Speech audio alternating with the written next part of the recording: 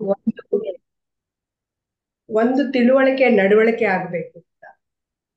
ಇನ್ನೊಂದು ಆಮ್, ಯಾವ್ದನ್ನಾದ್ರೂ ತಿಳ್ಕೊಳಕ್ ಆಗದೆ ಇದ್ರೆ ಅದನ್ನ ಒಪ್ಕೊಳ್ಳಿ ಅಂತ ಹೇಳಿ. ಸೊ ಆವಾಗ the main focus of the session ಇದು ಶಿವಸೂತ್ರದು, ನಾನು ಚೈತನ್ಯ ಆತ್ಮ ಅಂತ ಒಪ್ಕೊಳ್ಬೇಕು. ತಿಳಿದುಕೊಳಕ್ ಆಗಲ್ಲ, ಒಪ್ಕೋಬೇಕು. ಸೊ ಅದು ಒಂದನ್ನ ನಾನು ಟಾಸ್ಕ್ ಆಗಿ ಇಟ್ಕೊಂಡು ಯೋಚನೆ ಮಾಡಕ್ ಶುರು ಮಾಡಿದೆ. ಶುದ್ಧ ಚೈತನ್ಯ ಆತ್ಮ ಅಂತ ನಾವು ತಿಳ್ಕೊಳಕ್ ಆಗಲ್ಲ, ಆದ್ರೆ ನಾವು ಒಪ್ಕೋತೀನಿ, ನಾನು ಹಾಗೆ ಇರಕ್ಕೆ ಪ್ರಯತ್ನ ಪಡ್ತೀನಿ ಅಂತ ಹೇಳಿ. ಇದು ಕ್ಲಾಸ್ ನಡೀತಾ ಇರುವಾಗ್ಲೇ ಕೆಳಗಡೆ ದೊಡ್ಡ ಟಾಸ್ಕ್ ಚಾಲೆಂಜ್ ಬಂತು. ಸೊ ಅಲ್ಲಿ ಹೋದಾಗ ಅದೇ ಎನರ್ಜಿನಲ್ಲಿ ಹೋಗಿದ್ರಿಂದ ಎಫರ್ಟ್ಲೆಸ್ ಆಗಿ ಅದೇ ಸ್ಟೇಟ್ ಅಲ್ಲಿ ಇರಕ್ಕಾಯ್ತು. ಸೊ ಅಲ್ಲಿ ಏನ್ ನಡೀತಾ ಇತ್ತು, ಇಟ್ ಡಿನ್ ಬ್ಯಾಫಲ್ ಮಿ. ಅದೇ ಇಲ್ಲಿ ಇರಕ್ಕೆ ಆಯ್ತು. It started continuing in the same place. But the situation change ಆದಾಗ what I observed is there was no pain, there was no pleasure. ಆ ಒಂದು ಈಕ್ವಿಲಿಬ್ರಿಯಮ್ ಅಲ್ಲಿ ಇರಕ್ ಆಗ್ತಾ ಇದೆ. Throughout the week I observe whatever be the situation going, ಏನಾದ್ರೂ ಇರ್ಬೋದು, I able to be in that equilibrium. But ಆನಂದ ಯಾಕಿಲ್ಲ ಅಂತ ಅಬ್ಸರ್ವ್ ಮಾಡಿದಾಗ, ಯಾಕಂದ್ರೆ ನಾನು ಒಪ್ಕೊಂಡಿದ್ರು ಶುದ್ಧ ಚೈತನ್ಯ ಅನ್ನೋದು ಅದು ಆಕ್ಚುಲ್ ಆಗಿ ಒಪ್ಕೊಂಡಿಲ್ಲ. ಯಾಕಂದ್ರೆ ಜನ್ಮಾಂತರಗಳಿಂದ ಏನಾಗೋಗಿದೆ ಅಂದ್ರೆ ಈ ಆದಿ ಭೌತಿಕ ಆದಿ ದೈವಿಕದಲ್ಲೇ ಇದ್ದು ಅಭ್ಯಾಸ ಆಗೋಗಿದೆ. ಹಾಗಾಗಿ ಆಧ್ಯಾತ್ಮಿಕದ ಅನುಭವ ಅಷ್ಟು ಸುಲಭವಾಗಿ ಬರಲ್ಲ ಅಂತ ಗೊತ್ತಾಯ್ತು. ಸೊ ಅದು ಅನುಭವ ಬರಬೇಕು ಅಂತ ಹೇಳಿದ್ರೆ ಚೈತನ್ಯ ಶಕ್ತಿ ಹೆಚ್ಚಿರ್ಬೇಕು ಅಂತ ಹೇಳಿದ್ವಿ. ಚೈತನ್ಯ ಫೀಲ್ ಆಗ್ಬೇಕು ಅಂದ್ರೆ ನಮ್ಮ ಅವೇರ್ನೆಸ್ ಇರಬೇಕು ಅಂತ ಹೇಳ್ತೀವಿ. ಎಷ್ಟು ಮಟ್ಟಿಗೆ ಅವೇರ್ನೆಸ್ ಇರುತ್ತೆ ಅಷ್ಟು ಮಟ್ಟಿಗೆ ಚೈತನ್ಯ ಇರುತ್ತೆ. So I started practising to be in awareness. Awareness ಅಂತ ಹೇಳಿದ್ರೆ ನಾವು ಒಂದ್ಸತಿ ನೀವು ಒಂದ್ ಕ್ಲಾಸಲ್ಲಿ ಹೇಳಿದ್ರಿ ಸೆಲ್ಫ್ ಕಮೆಂಟ್ರಿ ಅಂತ ಹೇಳಿದ್ವಿ. ಅಂದ್ರೆ ನಾನು ನಡೀತಾ ಇದ್ದೀನಿ, ನಾನು ಕೂತ್ಕೊಳ್ತಾ ಇದ್ದೀನಿ, ತಿಂತಾ ಇದ್ದೀನಿ, addressing self us a third party. And ಈ ಒಂದು ಕಾಂಟೆಕ್ಸ್ಟ್ ಅಲ್ಲಿ ನಾವು ಅಂದ್ರೆ ಜಗತ್ತಿಗೆ ಸತ್ತ ಹಾಗೆ ಬದುಕಬೇಕು ಅಂತ ಕೂಡ ಒಂದು ರೆಫರೆನ್ಸ್ ಕೊಟ್ಟು. So I started practising that also. Like Sujata doesn't exist anymore. And it is a blessing that the spiritual name you have given us is helping us to disconnect from this world. So I started addressing using that spiritual name as a third person and doing the activities. So in this course, it greatly helped me to be in the equilibrium. But it also, I also realized it's not easy. ಆದ್ರೆ ಕಷ್ಟ ಸಾಧ್ಯ, ಅಸಾಧ್ಯ ಅಲ್ಲ, ಕಷ್ಟ ಸಾಧ್ಯ, ಅಭ್ಯಾಸ ಮತ್ತೆ ವೈರಾಗ್ಯದಿಂದ. So ವೈರಾಗ್ಯ ನಾವು ಪ್ರೀವಿಯಸ್ ಕ್ಲಾಸ್ ಅಲ್ಲಿ ಡಿಸ್ಕಸ್ ಮಾಡಿರೋ ವೈರಾಗ್ಯನ ತಗೊಂಡೆ. It is not the dictionary meaning of the ವೈರಾಗ್ಯ. ಅಂದ್ರೆ ಡಿಸ್ಟೆನ್ಸಿಂಗ್ ಇಟ್ ಫ್ರಮ್ ದಿ ವಸ್ತು ವಿಷಯ ವ್ಯಕ್ತಿ ಸಹಾಯ ಮಾಡುತ್ತೆ ಅಂತ ಹೇಳಿ. So that I have started practising. And awareness practice ನಡೀತಾ ಇದೆ. So this is what I wanted to share with you. So this definitely a shift in what I was on, what this body mind ಇರ್ಬೋದು. And last Thursday to this Thursday, and Guru Shankar, everything I offer at your feet, Guru. So nice. It was a very timely lesson, and that is called Hogan in one instrument. So Thank you nice. so much. So nice. So Saptarishis are equipping us with a great knowledge to sail through this so-called Absolutely. samsara. Yes. Absolutely. Absolutely. And it is so beautiful. It is so very beautiful and overwhelming that nothing matters. Nothing matters. And it so happened, someone insulted me. ಮನೆಗ್ ಕರೆದು ಒಳಗಡೆ ಬಾ ಅಂತ ಕರೀದೇ ಇರುವಾಗ, ಮುಂಚೆ ಆಗಿದ್ರೆ it would have shattered ಮಿ. ಆ ಈಗೋ ಅಷ್ಟು ಸಫರ್ ಮಾಡಿರ್ತಾ ಇತ್ತು. ಇವಾಗ ಏನ್ ಅನ್ಸ್ತು, ಕಂಪ್ಯಾಷನ್ ಬಂತು. ಅರೆ ಅವ್ರು ಯಾವ ಮಟ್ಟಕ್ಕೆ ಇಮೋಷನಲಿ ಡಿಸ್ಟರ್ಬ್ ಆಗಿದ್ದಾರೆ ಅಂದ್ರೆ ಬಾಗಿಲಿಗೆ ಬಂದ್ ವ್ಯಕ್ತಿ ಒಳಗ್ ಬಂತ ಕರಿಯೋಷ್ಟು ಸಂಸ್ಕಾರನೂ ಇಲ್ಲದೆ ಹೊಟ್ಟೋಗಿದ್ಯಲ್ಲ ಅಂತ ಕಂಪ್ಯಾಷನ್ ಬಂತು. And I was able to laugh in that situation, which was not easy. And this is all happened because of the Rishikula lessons. ಋಷಿಗಳಿಂದ ನಿಮ್ಮಿಂದ ಬಂದಂತಹ ಜ್ಞಾನ ನಮ್ಮನ್ನ ಪ್ರತಿಯೊಂದು ಕ್ಷಣದಲ್ಲೂ ಲಿಬರೇಟ್ ಮಾಡ್ತಾ ಇದೆ ಗುರುಗಳೇ. ಜೀವನ್ ಮುಕ್ತಿ ಅನ್ನೋ ಅಂತ ಹೇಳೋದು ಅದು ಡಿಕ್ಷನರಿ ಮೀನಿಂಗ್ ಅಲ್ಲ. It is not return in the somewhere. It is something experiential that happens for us. Thank so you, thank you. ಇನ್ನೊಂದು ರಿಯಲೈಸೇಷನ್ ಗುರುಗಳೇ, ಜೀವನ್ ಮುಕ್ತಿ ಸತ್ತ ಮೇಲೆ ಆಗೋದಲ್ಲ, ಇದ್ದಾಗ ಆಗೋದು, ಎಸ್ ಸತ್ತ ಮೇಲೆ ಆಗೋದಲ್ಲ. That is the first thing I learn after Yes. Coming ಗುರುಗಳೇ. ರಿಷಿ ಟ್ರೈಬ್ ಬಂದಾಗ ಕಲ್ತಿದ್ದೆ ನಾನು ಮೊದಲು. ಸರಿಯಾದ ಅರ್ಥ ಜೀವನ್ ಮುಕ್ತಿಗೆ ಮೋಕ್ಷ ಅಂದ್ರೇನು, ಜೀವನ್ ಮುಕ್ತಿ ಅಂದ್ರೇನು. Because it is misinterpreted in the world.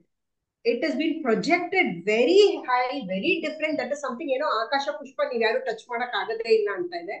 But you told us, ನೀವು ಟೇಬಲ್ ಕೂತ್ ಹೇಳಿದ್ರಿ ಇದು ಪ್ರತಿಯೊಬ್ಬರು ಸ್ವತ್ತು, ಪ್ರತಿಯೊಬ್ಬರಿಗೂ ಸಿಗತ್ತೆ ಅಂತ. ಖಂಡಿತ ಸಾಧ್ಯ ಇದೆ ಗುರು. So nice. So wonderful. I want to share you some wonderful point here with you all. Those, because you have indicated that searching for the Ananda is, we are now working on. ಇರುವುದರ ಅರಿವು ಆಗ್ತಾ ಇದೆ. ಇರುವುದರ ಅರಿವು ಜೊತೆ ಆನಂದ ಯಾಕೆ ಆಗ್ತಾ ಇಲ್ಲ ಅನ್ನೋದೊಂದು ಪ್ರಶ್ನೆನೂ ಬರ್ತಾ ಇದೆ. ಸೊ ಆನಂದ ಯಾಕೆ ಆಗ್ತಾ ಇಲ್ಲ ಅನ್ನೋದಕ್ಕೊಂದು ಉತ್ತರ ಏನು, ಟು ಈಸ್ ಔಟ್ ಥಿಂಗ್ಸ್ ಅಂತಂದ್ರೆ ಬಹಳ ಸಿಂಪಲ್. ಆನಂದದ ಬಗ್ಗೆ ನಿಮಗಿರುವ ಕಲ್ಪನೆಯನ್ನು ಬಿಟ್ಟಾಕಿ. The idea that you carry about the Ananda, the idea that you carry about the bliss, we can only have the idea or imagination about the bliss, because once you experience, the other one will not remain. The imagination will not remain.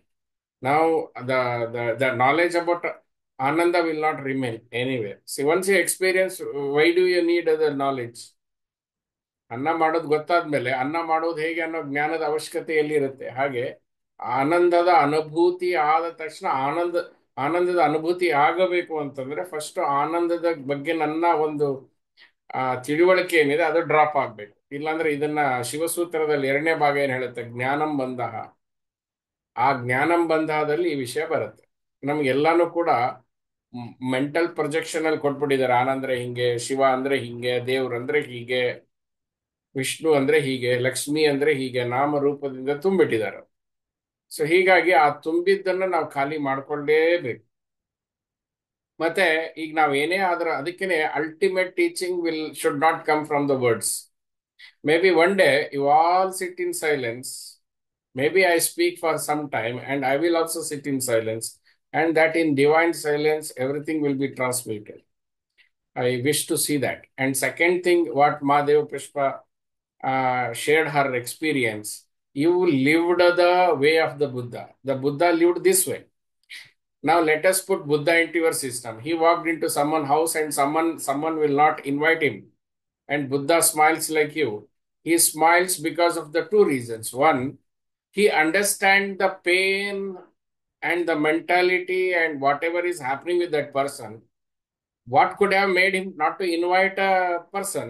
So something might have happened to him, his inability. So one is he could see him. Second, he could also see himself. What is happening within him? Any ripples, any waves?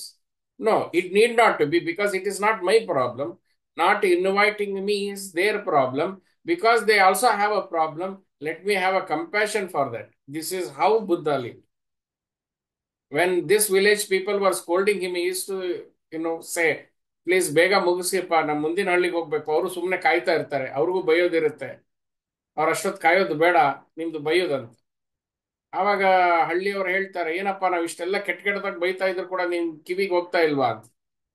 ಅವ್ರು ಕರೆಕ್ಟಾಗಿ ಹೇಳಿದ್ರಿ. ಬೇರೆಯವರಿಗೆ ನೀವು ಒಗದ ಮಾತುಗಳು ಅವ್ರ ಕಿವಿಗೆ ಹೋಗಿ ಮನಸ್ಸಿಗೆ ಹೋಗಿ ಸೇರುತ್ತೆ, ಅದಕ್ಕೆ ಅವ್ರು ದುಃಖಿತರಾಗ್ತಾರೆ. ನಾನು ಆ ಅಧ್ಯಾತ್ಮದಲ್ಲಿದ್ದೇನೆ. ನಾನು ಇಂದ್ರಿಯಗಳಿಂದ ಮನಸ್ಸಿನ ಅತೀತದಲ್ಲಿ ನನ್ನ ಸೆಂಟರ್ ಅಲ್ಲಿದ್ದೇನೆ. ನಾನು ಅಧ್ಯಾತ್ಮದಲ್ಲಿದ್ದೇನೆ. ನನ್ನಲ್ಲಿ ನಾನಿದ್ದೇನೆ. ನಿಮ್ ವಿಷಯಗಳು ಕಿವಿವರೆಗೂ ಬರೋದೇ ಇಲ್ಲ. ಅದು ಕಿವಿಯಿಂದ ಆಚೆನೆ ಸತ್ತು ಹೋಗುತ್ತೆ. ಅದು ಮತ್ತು ನಿಮ್ಮ ಒದ್ದಾಟ ಅದು. ಸೊ ಹೀಗಾಗಿ ನಿಮ್ ಬಗ್ಗೆ ಎಲ್ಲ ಕರುಣೆ ಇದೆ ಅಂತ.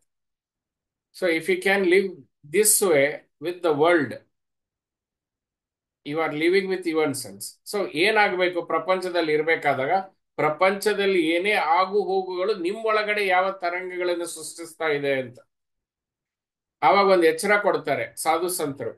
ನೋಡಪ್ಪ, ದುಃಖದ ತರಂಗಗಳನ್ನ ದಾಟಿಸ್ಕೊಂಡ್ಬಿಡ್ತೀಯ, ಯಾಕಂದ್ರೆ ಅದು ಬೇಡವಾದದ್ದು. ಸುಖದ ತರಂಗಗಳ ಮೇಲೆ ಎದ್ದು ಬರಬೇಕಲ್ಲ ನೀನು. ಅಲ್ಲಿ ನಾವು ಅಂಟ್ಕೊಂಡಿದ್ದೇವೆ.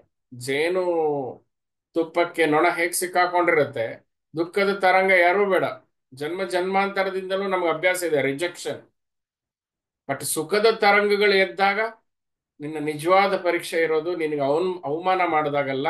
ನಿಜವಾದ ಪರೀಕ್ಷೆ ಇರೋದು ನಿನ್ನನ್ನ ಹೊಗಳಿದಾಗ. ನಿಜವಾದ ಪರೀಕ್ಷೆ ನಿಂಗೆ ಕೆಟ್ಟದಾಗ್ತಾ ಇದ್ದಾಗಲ್ಲ. ನಿಜವಾದ ಪರೀಕ್ಷೆ ನೀ ಮುಟ್ಟಿದ್ದೆಲ್ಲ ಚಿನ್ನ ಆಗ್ತಾ ಇರ್ಬೇಕಲ್ಲ. ನಿಜವಾದ ಪರೀಕ್ಷೆ ನಿನ್ ಮಾತನ್ನು ಯಾರು ಕೇಳ್ತಾ ಇಲ್ಲ ಅಂದಾಗಲ್ಲ. ನಿಜವಾದ ಪರೀಕ್ಷೆ ನಿನ್ ಮಾತು ಎಲ್ಲರೂ ಕೇಳ್ತಾ ಇದ್ದಾರಲ್ಲ ಅನ್ನುವಾಗ ಈ ಸುಖದ ತರಂಗಗಳ ಮೇಲೆ ಎಚ್ಚರ ವಹಿಸಬೇಕು ಅಂತ. ಜನ್ಮ ಜನ್ಮಾಂತರದ ದುಃಖದ ತರಂಗಗಳಲ್ಲಿ ನಾವು PhD ಮಾಡ್ಬಿಟ್ಟಿದ್ವಿ. ಸುಖದ ತರಂಗದಲ್ಲಿ PhD ಮಾಡ್ಬೇಕು, ಪಾಸ್ ವಿತ್ ಹೈ ಡಿಫಿಕಲ್ಟಿ. ಹಾಗಾಗಬೇಕು ಅಂತ ಹೇಳಿ ತಿಳಿದವ್ರು ಹೇಳ್ತಾರೆ. ಸೊ ನಾವು ವರ್ಕ್ ಮಾಡೋಣ. So happy, this is so wonderfully we are working on it. ವಿಚಾರ ಮಾಡೋದಕ್ಕೆ ಶುರು ಮಾಡಿದ್ವಿ. The birth of a human being when he starts ಕಂಟೆಂಪ್ಲೇಟಿಂಗ್. Otherwise, we lived as a only humans, not as a being. And that way, animal human. So nice.